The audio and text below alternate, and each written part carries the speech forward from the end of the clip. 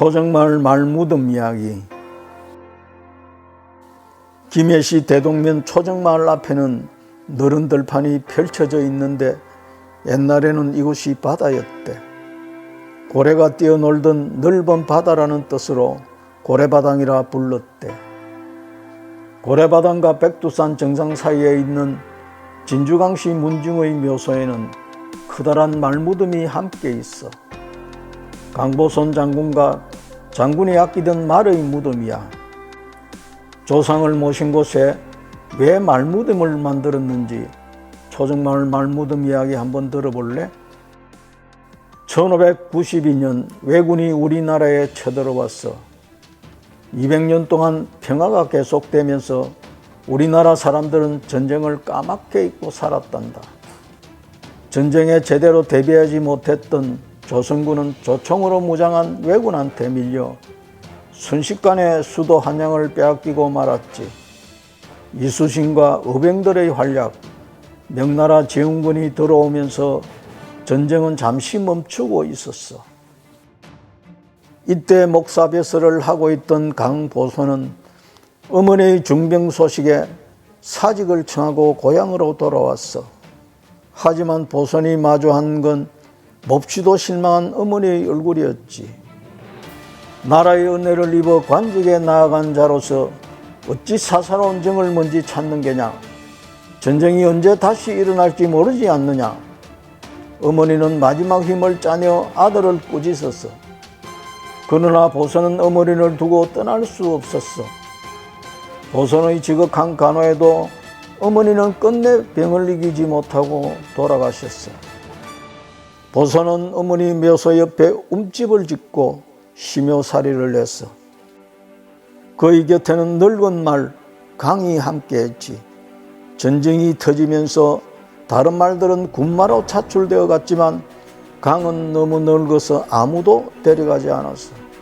강은 보선이 젊은 시절 마방에 갔다가 만난 말이야. 어미를 잃고 젖배를 골아 볼품없었어. 말을 사러 온 사람들은 금방이라도 죽을 것 같은 망아지를 겉들도 보지도 않았지. 하지만 보선은 망아지의 눈에 어린 슬픔이 느껴져서 그냥 올 수가 없었어. 제값을 치르고 망아지를 데려왔어. 집안 사람들은 피부가 헐고 털이 듬성듬성 빠진 망아지를 보고 혀를 찼지만 보선은 정성대로 보살폈어. 건강하라는 뜻으로 이름을 강이라 지어줬지. 보선의 마음을 알기라도 하듯 강은 점점 기운을 차리기 시작했어. 누구보다 보선을 따랐지. 젊은 보선과 강은 곳곳을 누비고 다니며 무예를 익혔어. 하지만 이제 보선과 강은 둘 다 늙어버렸어. 강은 이제 걷는 것도 힘겨워했지만 보선이 집을 났을 때면 언제나 함께했지. 둘은 마을 곳곳의 지형을 낱낱이 꿰게 되었어. 어디에 벌집이 있는지, 어디에 동굴이 있는지, 또 어디로 가면 낭떠러지가 나오는지 말이야. 그러는 사이 우리나라를 도와주러 왔던 명나라 군사들이 외국과 화해하려고 했어. 남의 나라 전쟁에 목숨을 걸고 싶지 않았던 거지. 하지만 명나라와 외국은 서로 원하는 게 달라서 협상이 결렬됐어. 외국은 1597년에 다시 전쟁을 벌였어. 이게 바로 정류재란이야. 백두산 꼭대기에서 말을 달리던 보선은 왜군의 배가 뱃난리로 접근하는 것을 보고 급히 마을로 내려왔어. 집안 사람들을 시켜 마을 주민들을 피하게 했지. 외놈들이 고래바당으로 몰려와요. 빨리 산으로 피해요. 마을 사람들은 급히 등복굴로 몸을 피했어. 전쟁 중이라 노인과 어린아이들만 있는 집이 대부분이었지. 보선은 하인들을 시켜 거동이 불필요한 노인들과 어린아이들을 업어나르게 했어. 왜군들은 약탈을 하려고 마을을 뒤지기 시작했어. 하지만 마을에 개미 한 마리도 보이지 않았지. 왜군들은 마을 사람들이 산에 피신했음을 눈치채고 산을 향해 움직이기 시작했어. 그때 말 울음소리가 들렸어. 왜군들은 말을 뒤쫓기 시작했지. 하지만 말을 따라 가다 보면 벌떼들의 습격을 받고 말 울음소리가 나는 곳으로 몰려갔다가 허방다리를 딛고 굴러떨어지기 일쑤였어. 마을 곳곳의 지형을 꿰고 있던 보소는 마을 사람들이 안전하게 피신할 수 있는 시간을 벌기 위해 왜군들을 상대로 싸웠어. 왜군 장수는 보선이 탐났어. 홀로 수많은 군사들과 맞서 싸우는 용기가 가상했거든. 보선을 자기 사람으로 만들고 싶었어. 항복하라! 언덕에 있던 보선은 거부의 뜻으로 화살을 날렸어. 왜군 장수의 손짓에 왜군들이 어린아이를 낳는 노인을 끌어다 놓았어. 아이가 놀라서 자지러지게 울기 시작했지. 아이고, 제발 살려주세요. 이 어린 것만이라도 좀 살려주세요. 노인이 아이를 감추듯 품에 안은 채 엎드려 빌었어. 보선은 일본군 장수에게 호령해서 비겁한 자들이구나. 가엾은 전명이와 노인까지 끌어들이다니 너희들이 하는 짓은 도둑과 다를 바 없구나. 일본군 장수가 말했어. 항복하라.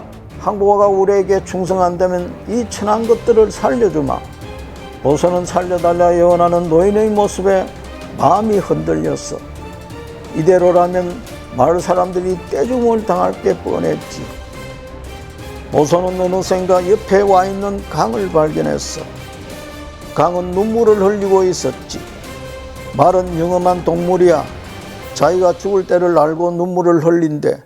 언젠가 들었던 말에 대한 이야기가 떠올랐어. 보선은 자신 또한 마지막을 준비할 때가 됐다고 생각하고 마을 사람들을 살리고 저리도 지킬 수 있는 마지막 싸움을 준비했어. 보선은 강과 마지막 인사를 나눈 후 각건을 풀어 나무에 묶었지. 보선의 기책을 알아챈 왜군 장수가 당황하여 손짓을 했어. 왜군들이 보선이 있는 언덕을 향해 달려가기 시작했어. 그때 강이 그 앞을 막았었어. 이를 드러내며 앞발로 달려든 왜적들을 차냈지. 왜군의 칼에 피를 흘리면서도 강은 끝까지 보선의 뜻을 지켜주었어. 그렇게 보선과 강은 한날 한시에 세상을 떠났어. 왜군 장수는 마을 사람들과 나라에 대한 절의를 지키고자 했던 보선과 끝까지 주인의 뜻을 지키려 했던 말의 마지막 모습에 전의를 상실한 채 군대를 돌려 물러났어. 큰 피해 없이 살아남은 초정마을 사람들은 보선과 말의 죽음을 슬퍼하며 장례를 치렀어. 사람들은 보선과 말에게 고마움을 담아 그가 죽음을 맞이한 백두산을 관왕산이라 부르게 됐지. 지금도 보선의 묘와 말무덤은 초정마을 뒷산에 남아있단다.